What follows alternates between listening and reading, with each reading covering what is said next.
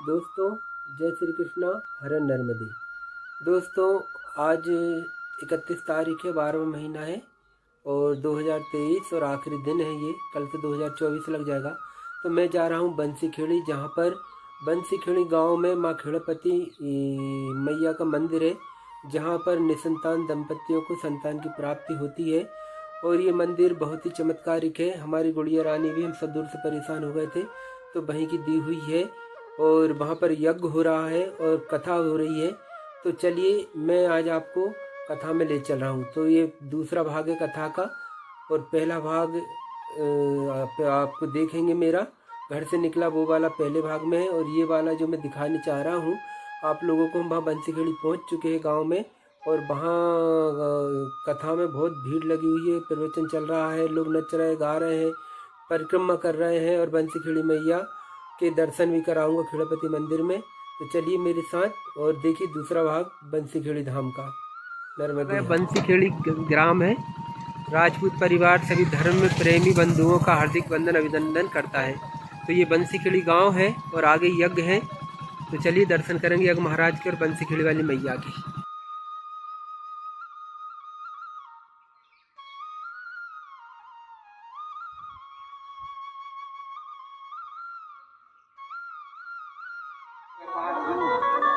उलट पट्टी वाली कथा। उलट पट्टा जानते हैं? उलट पट्टा किसे कहते हैं? शादी विवाह के समय दुल्हन को काम अंग में पहुंचाया जाए। उलट पट्टी वाली कथा जानते हैं? तो ठीक उसी प्रकार भले चाहे आपका जो मन है 5 दिन तक नहीं बन पाया, पर छठवें दिन इस कथा के पांडाल में आकर जो अपना मन परिवर्तन करके भगवान के चरणों में यदि लगा देता है तो 6वें दिन की कथा ऐसी असर करती है कि सीधा भगवत धाम तक पहुंचा देती है। इसलिए मन को एकाग्र कर और शराबा बिल्कुल बंद, सामने दृष्टि रखेंगे तो कथा समझ में आएगी। कल के कथा प्रसंग को हम याद करें। हम क्या श्रवण किया? में गजानन अंदर माता है। चलो चलो जल्दी। जिनके कारण में अपने गणेश जी के मस्तक हुआ, तीनों लोगों में त्राही से मच गई। गले को अलग देखा, माता पार्वती काम किया है, गला अलग कर दिया। तो ये हमारे गुफा में प्रवेश नहीं होने दे रहा था ये बालक। माता पार्वती बहुत तेज रोने लगी। तो उसी समय भगवान नारायण वहां पर आए। भगवान शंकर परसा लाए यार, हमने साथ लाए लाए रखा है। तो उसी समय भगवान नारायण आए और नारायण ने आकर कहा, भोलेनाथ माता जरूर उनके लिए कहाँ पे आ पाएगा? उसी समय नारायण कहते हैं, अब भी एक मस्तक को लेकर आता हूँ। भगवान शंकर कहने लगे, कौन सा ऐसा मस्तक है जो धारण कर सकता है ये शरीर? उन्होंने कहा चल सो रही है। मामा राम राम, जय माता दी, जय माता दी, जय माता दी। मामा जी कहाँ गए? चलो मामा की गोद में हमारी गुड़िया पहुंच गई है। देखो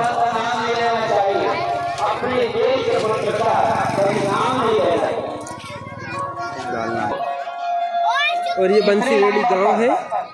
देखिए यज्ञ के परिक्रमा दे रहे हैं लोग और देखिए कितनी सुंदर सुंदर प्रतिमा, आपको सबके दर्शन कराऊंगा मैं। और ये हमारे बाबा जी हैं, खेड़पति मैया के पुजारी मिश्रा जी। हमारी गुड़िया इन्हीं महाराज और माता रानी की देन है। जय माता दी बाबा जी, जय संभालो अपनी गुड़िया रानी को।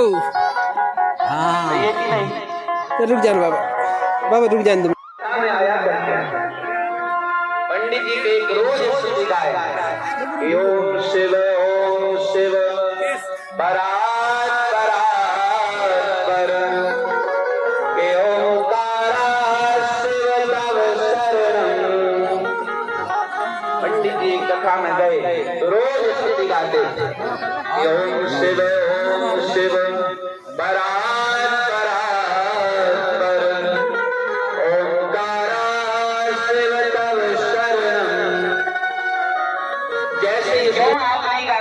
सब गाए पर वो माता जी नहीं गाए। माता जी से पंडित जी ने पूछा, मैं नहीं गा सकती। उनका क्यों नहीं बता सकती? कि कल जाकर तुम वो स्तुति यहाँ पर आकर गाओ। धर्म संकट में पड़ गए, क्या करूं क्या ना करूं, घर गई रात काम होगा है, क्या करूं क्या ना करूं। बोल दिया तो गाना तो पड़ेगा। ध्यान सुन, माता राम ने क्या कहा? माता राम कहती थी, ओम शिव ओम चमेली की शरणम। तो नाम ही नहीं लिया।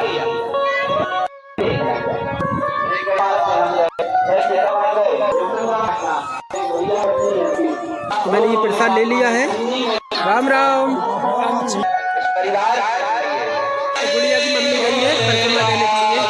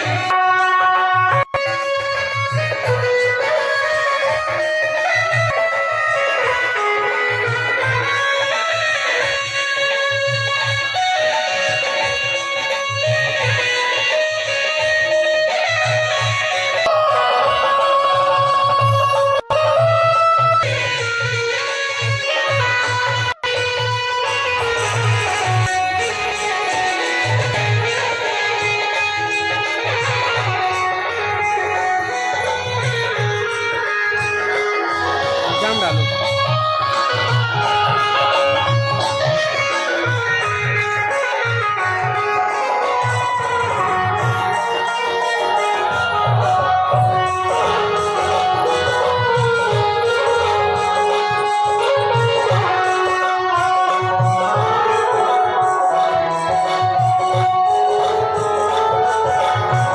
अच्छे से चढ़ाओ, अच्छे से।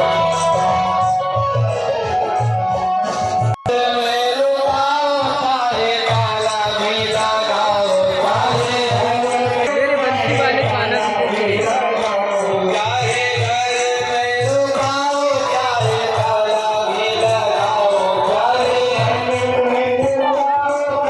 वो कब बता।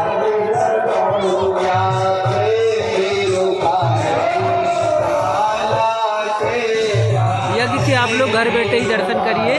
बंसीखेड़ी गांव है जहाँ पर यज्ञ है। बहुत चहल पहले यहाँ पर कथा चल रही है।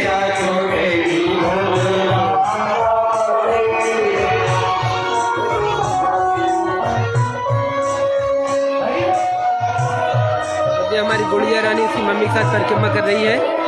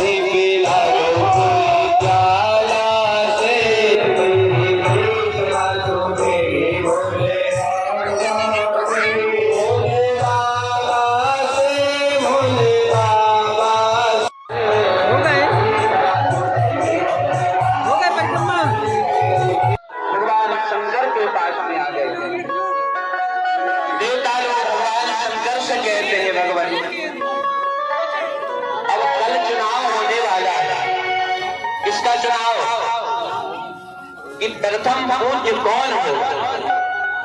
देवताओं में भी चुनाव होते हैं, जैसे अपने यहाँ चुनाव। तो भोलेनाथ ने कहा, भगवान आप पुत्र उस योग्य हैं जो प्रथम पूज्य हो सकते हैं। एक पुत्र गणेश या स्वामी कार्तिकेय, दो में से एक पुत्र जो है वो पूजनीय माना जाएगा। इसलिए भगवान आप निवेदन करते हैं उस पुत्र के बारे में बताओ जो प्रथम पुत्र। माता पार्वती से भगवान शंकर कह रहे हैं देवी तुम ही बताओ कि पहला पूज्य कौन होगा। माता पार्वती कह रही है ही मेरी पृथ्वी है।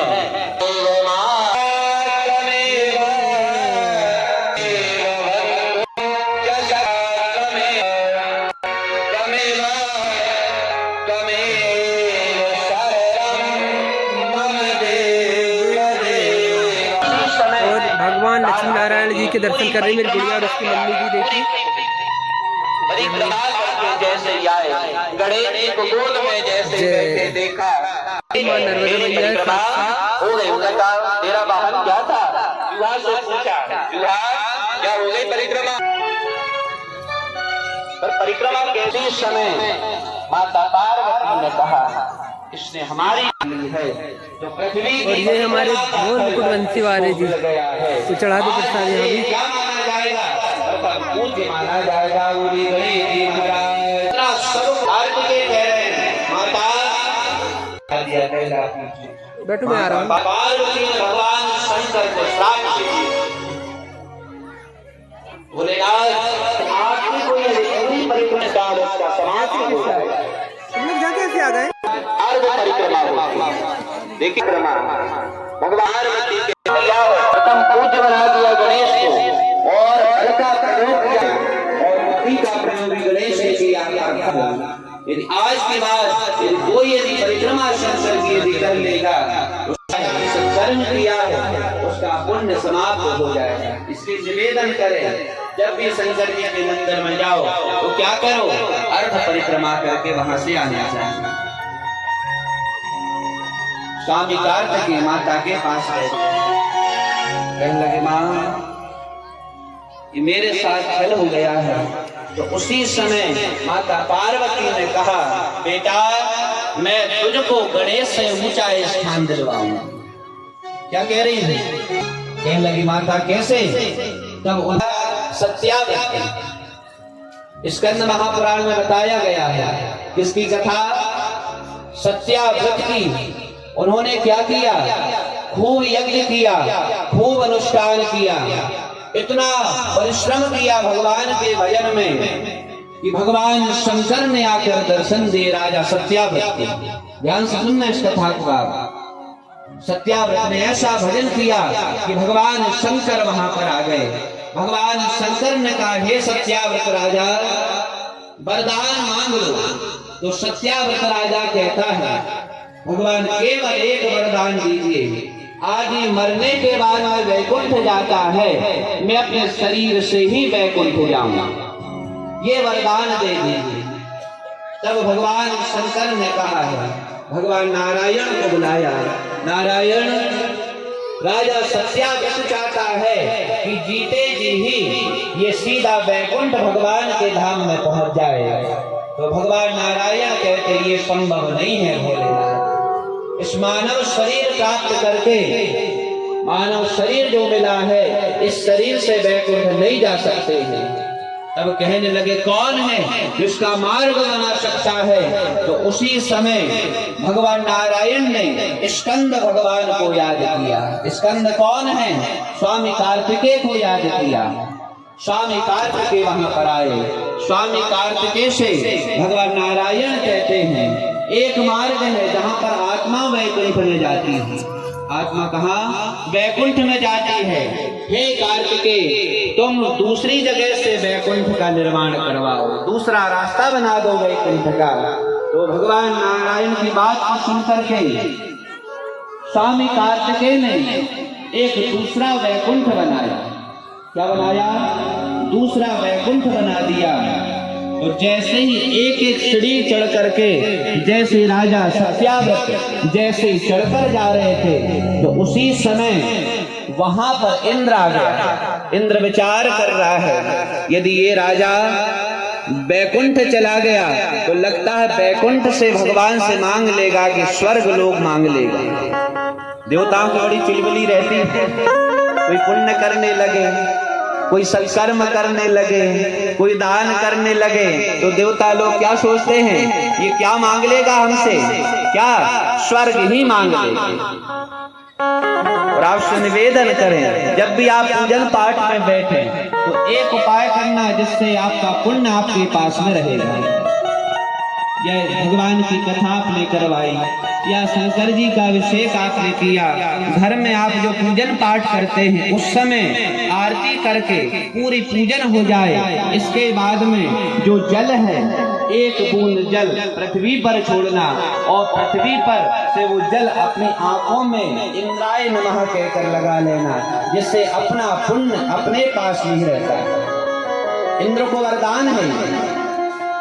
इंद्र कभी भजन नहीं करता, कभी आपने नहीं सुना होगा इंद्र तपस्या करता है, कभी ये नहीं सुना होगा कि कभी उसने जल लेकर तप किया, कभी यज्ञ में भाग लिया।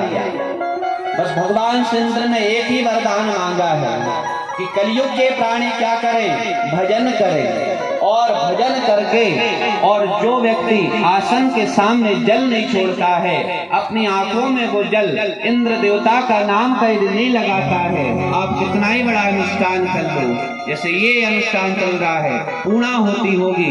यदि यजमान परिवार आखिरी में वो जल यदि नहीं लगाएंगे तो स्कंद पुराण का जो पूरा फल है वो इंद्र देवता यहाँ से लेकर चला जाएगा।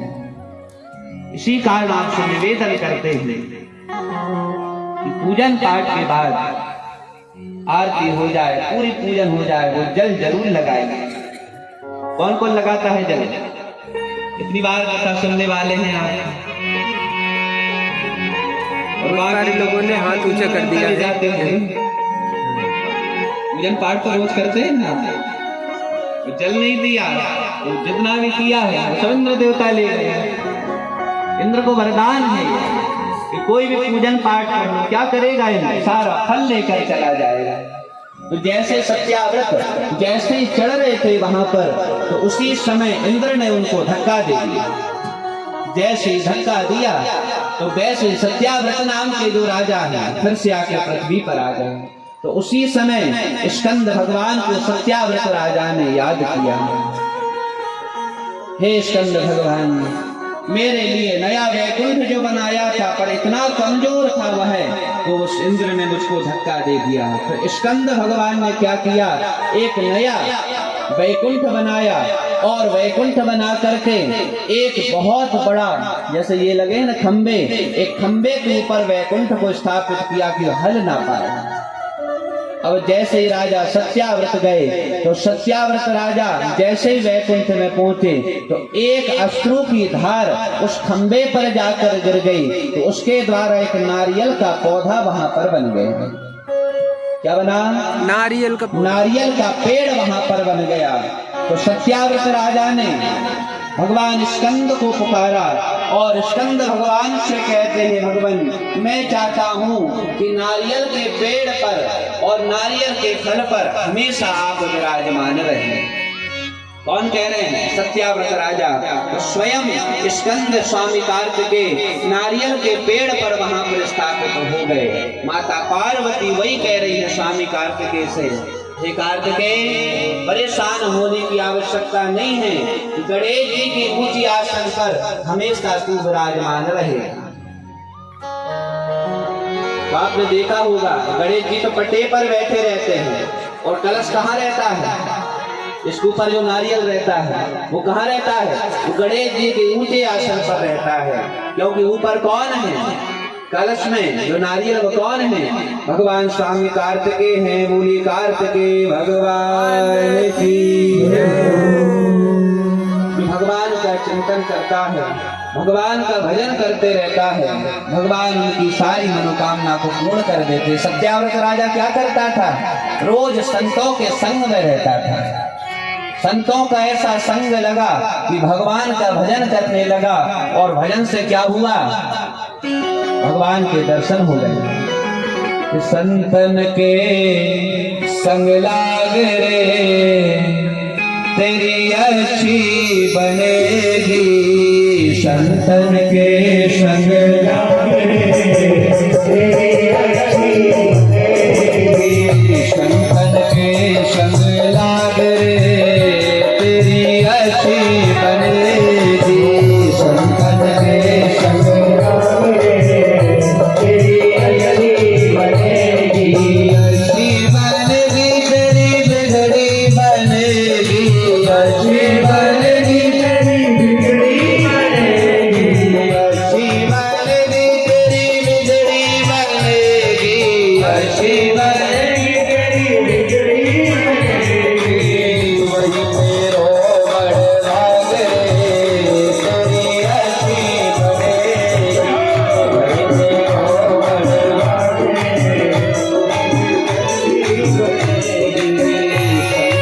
शंकर के संग लाग रे तेरी अच्छी बनेगी, शंकर के संग लाग रे ध्रुव जी की बन गई प्रहलाद जी की बन गई, ध्रुव जी की बन गई प्रहलाद जी की बन गई, ध्रुव जी की बन गई प्रहलाद जी की बन गई, ध्रुव जी की बन गई प्रहलाद जी की बन गई, हरि सुमिरन में जाग तेरी अच्छी बनेगी, हरि सुमिरन में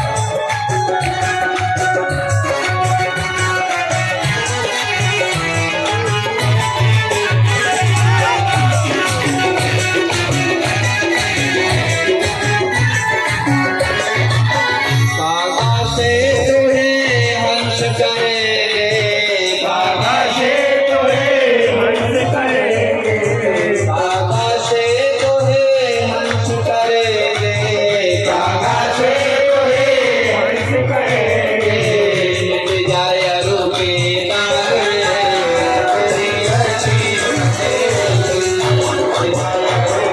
काग रे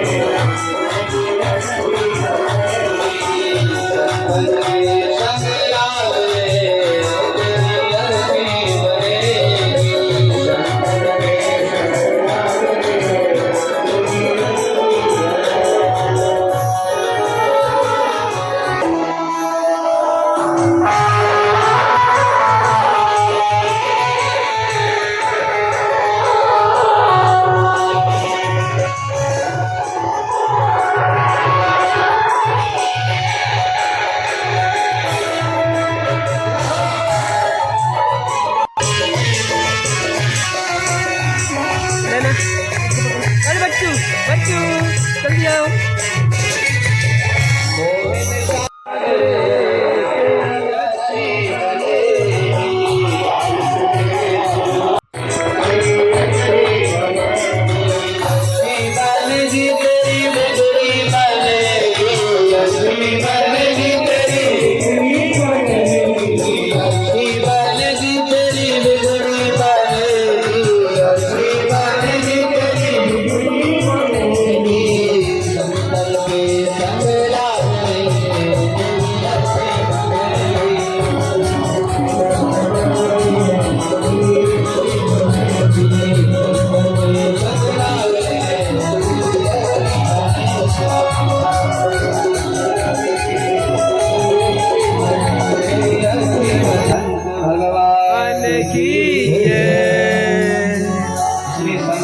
संग बहुत हिंदी चल तो चढ़े भक्ति को रंग।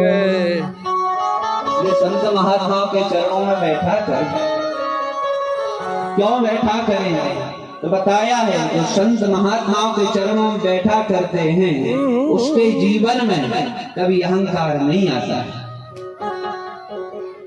धन का अहंकार, रूप का अहंकार, वैभव का अहंकार, मान सम्मान का जो अहंकार है, ये महात्मा लोग क्या करते हैं, उस अहंकार को काट देते हैं। आपको पहले भी बताया है हमने कथाओं में, जिस समय लगने लगे कि अहंकार बढ़ रहा है तो कभी बांस के ऊपर नजर रखना, इसको देखना, बांस को देखना। बांस कैसा रहता है? बिल्कुल सीधा जाता है और सीधे जाकर क्या हो जाता है? नीचे झुक जाता है।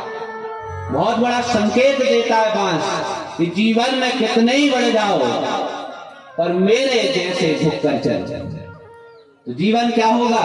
अच्छा निकलेगा। जैसे एक नदी समुद्र के किनारे गई और समुद्र से जाकर कहती है, अरे समुद्र, जो तुझे चाहिए वो मैं आज दे दूंगी तेरे लिए। हीरा मांग ले, मोती मांग ले, जो तुझे चाहिए वो आज मुझसे मांग ले। समुद्र कहता है, मेरे पास सब कुछ है नदी, क्या दोगी मेरे लिए? उनका जो तेरी इच्छा है वो मांग ले मेरे से। तब समुद्र को लगा इसको अहंकार आ गया, तो उसी समय समुद्र ने कहा, बस एक चीज ला दो नदी, बस। कौन सी? उनका तुम्हारे तट पर जो घास लगी होगी उसको उखाड़ कर लेकर आ जाओ। क्या लेकर आ जाओ? वो घास जो है, देखिए ना नदी के तट पर, नदी नर्मदा जी किनारे देखिए ना घास रहती है, उसको उखाड़ कर बस लेकर आ जाओ मेरे सामने। समुद्र तो छोटा का छोटा ही कह रहा है, मांग में क्या रहा है? हरी हरी घास, हीरा मोती मांगता तो अच्छा रहता तेरे लिए। उनका बस यही रहा था।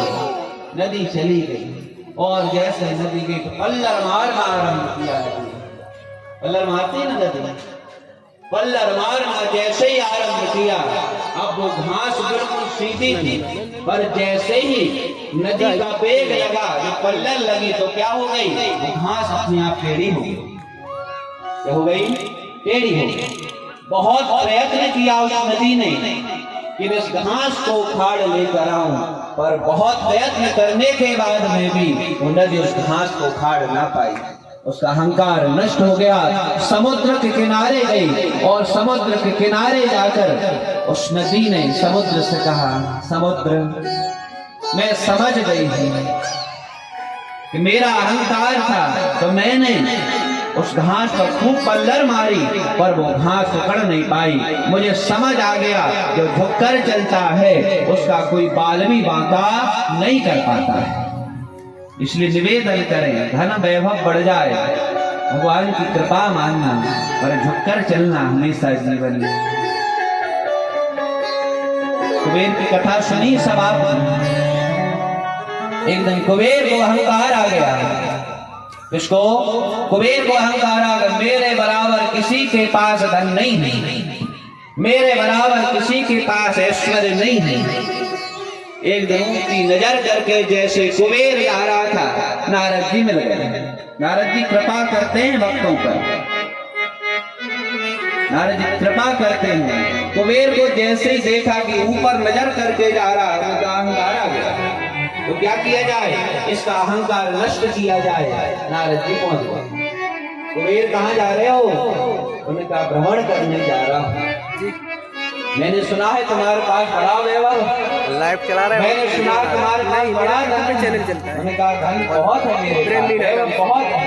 उन्होंने कहा, सबको बताओ भी तो कि कितना धन है। तिजोरी में रखने से लाभ नहीं है। रखे रहते हैं ना तिजोरियों में, और घर बिल्कुल सामने से देखो तो कैसा रहता है। तो बता रहे हैं कुबेर, इसको नारद जी कह रहे हैं, कुबेर एक काम करो, सबको बताओ कि तुम्हारे पास अच्छा धन है। कितना धन है सबको बताओ। हरे राम राम राम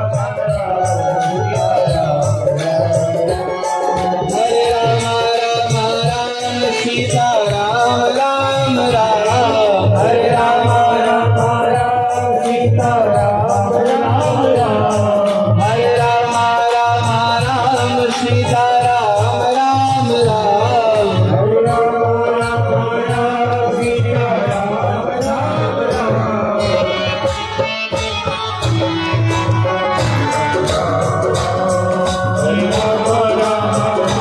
सीता राम राम राम।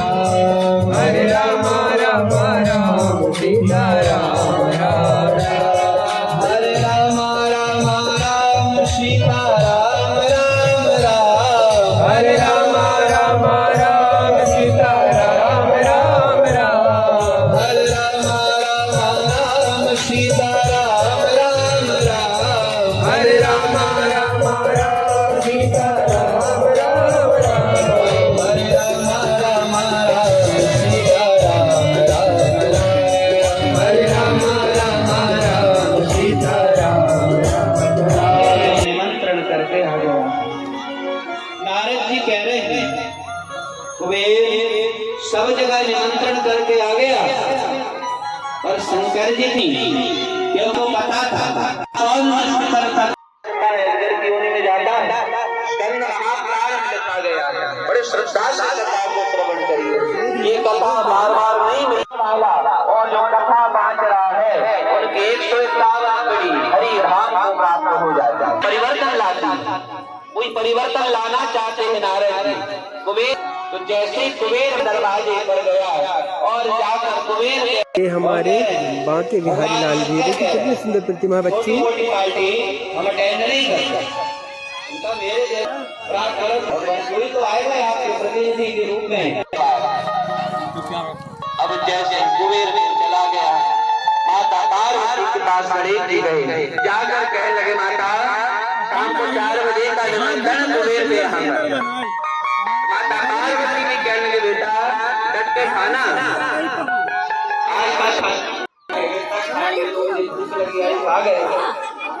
चलो कुबेर की पत्नी कहती है निमंत्रण दे के आते हैं, कभी 2 बजे आ जाए, कभी 4 बजे आए। चलो इसको ले लो अभी ना। मामा चल गए। कुबेर ने क्या किया, कुबेर की पत्नी कह रही मम्मी बुला लो तो मम्मी आ जाओ, गाड़ी जल्दी चल रही है ना भाई, चलो बुला लो फिर मम्मी जल्दी आ जाओ, माता जी के दर्शन करने चल लो ना अभी, बुला लो बुला लो।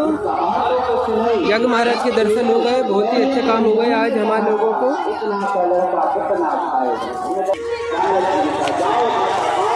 चलो तो चलो जाओ,